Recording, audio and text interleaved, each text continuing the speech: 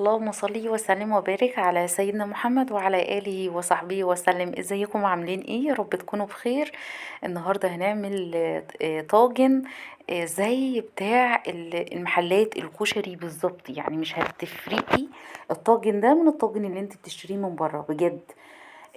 تعالي اول حاجة هنعمل الصلصة اللي احنا هنحطها على الطاجن. كان معايا بصلاية، طبعا انا بس مكترة البصل شوية في الطاجن ده لان احنا بنحب البصل شوية زيادة فيه بيخليه مسكر. انت دي ممكن تقللي البصل شوية. هتحطي المهم بصلاية وسط، هتقطعيها مربعات، مش كبيرة قوي ولا صغيرة قوي يعني. وبعدين هنقطع بقى فلفل حامي على بارد، هنشوحهم بس شوية لحد ما تدبل. وبعدين بقى هنجيب التوابل بتاعتنا، معايا من كل حاجة معلقة صغيرة فلفل أسمر وكمون. ده فلفل أسمر وحطيت كمون، وهنحط السر بقى هنا في معلقة صغيرة من الكباب الصيني. الكباب الصيني بجد ده اللي هيديكي نفس الريحة والطعم بتاع الطاجن اللي انت هتشتريه من بره بالظبط. يعني مش هتفرقي في اي حاجة نهائي. هو ده السر في الطاجن اللي انت بتشتريه من بره، اللي هو كباب الصيني. هتحطي منها معلقة صغيرة، وبعدين نزل شوحتها شوية التوابل مع البصل والفلفل. وبعدين نزلت بيه الطماطم، طبعا تكوني مصفياها يعني عصراها ومصفياها. وحطيت الملح وهندي لها تقليبة كده وهنسيبها ايه، مش تتسبك يعني، تسيبيها 10 دقايق كده على البوتاجاز بس تغلي كويس، وبعد كده تطفي عليه. ما تسيبهاش لحد ما تتسبك قوي، لا احنا عايزين يبقى فيها ايه، مية كده علشان المكرونة تستوي. وبعدين جبت ربع كيلو من اللحمة، حطيت شوية من الزيت، وبعدين حطيت اللحمة وهنسيبها لحد ما لونها يتغير كده او تاخد صدمة. وبعدين جبت بصلاية وسط مش كبيرة قوي هنقطعها. وبعدين هنحط التوابل. لو عايزة تحطي فلفل برضو حامي هنا في مع اللحمة فاوكي، مفيش اي مشكلة. بس انا يعني استكفيت الفلفل الحامي اللي انا حطيته في الصلصة عشان ما تبقاش حامية قوي. وكمان حاطة فلفل اسمر فالعملية تبقى اوفر او في الفلفل لو انا حطيت زيادة عن كده. المهم حطيت بقى نفس التوابل اللي انا حطيتها في الصلصة، هنحطها في اللحمة، اللي هو فلفل اسمر وكمون وربع بقى معلقه من الكباب الصيني. مش هنحط معلقه صغيره، هنحط ربع معلقه صغيره من الكباب الصيني. وبعدين هنحط الملح وهنقلبها لحد ما الايه، ما البصله دي تدبل كده شويه. وبعد كده هيكون خلاص جهزت معانا. هي البصله كتير شويه عن اللحمه بس مش مشكله، يعني بتديلها سكره وبيبقى طعمها حلو. جبت بقى الطاجن بتاعنا او الصينيه بتاعتك يعني.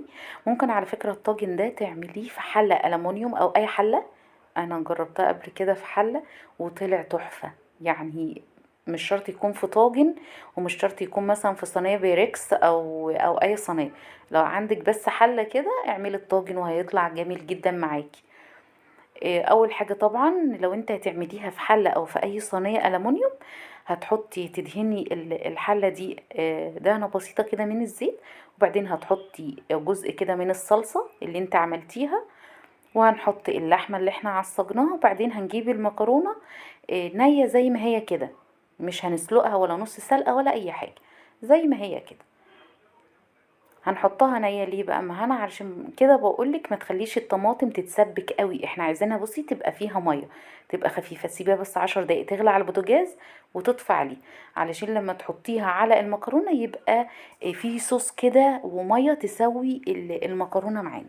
طبعا بعد ما حطيت الصلصة بتاعتنا كلها هجيب نص كوباية من المية، طبعا تكون مغلية، مية مغلية، وهحطها كده في الجناب، نص كوباية بس. وهندخلها بقى الفرن على نار هادية كده، وتسيبيها على الرف الوسطاني، ما تشغليش الشواية لحد ما الطاجن بتاعك يستوي. هتحطي الشوكة كده، لو تلاقيتي المكرونة استوت معاكي يبقى كده خلاص بقى تمام. هتدخليه بقى لفوق، بس اهم حاجة تغطيها. يعني لو حلة وانت بتعمليها في حلة ولا في اي حاجة، تغطي الحلة بتاعتك بالغطا او الصينية، يعني تغطيها، ما تدخلهاش الفرن كده، علشان البخار اللي يطلع ما ايه، ما يتبخرش كده بره الطاجن او الصينيه، لا يسوي البخار اللي يطلع يسوي المكرونه برضو لما تكوني مغطيه. طبعا الطاجن بعد ما خرج بقى قلبتها كده زي ما انتوا شايفين، بس انا بخبط كده عليها علشان ايه اضمن ان كل حاجة نزلت، يعني ما تكونش في حاجة لازقة في الصينية. بس كده بعد ما خلصنا بقى، وبجد كانت ريحتها وطعمها تحفة تحفة تحفة، يعني بجد اتمنى ان انتوا تجربوها بالطريقة دي. واهم حاجة الكبابة الصيني بأكد عليها علشان تاخدي نفس النتيجة اللي انتي بتشوفيها بره او بتشتريها من بره بالظبط في الطاجن. بس كده خلصنا الفيديو بتاعنا، ويا رب لو الفيديو عجبكم ما تنسوش تصلوا على سيدنا محمد وتعملوا لايك وشير وسبسكرايب لمطبخ أبرار. أسيبكم في رعاية الله، والسلام عليكم ورحمة الله وبركاته.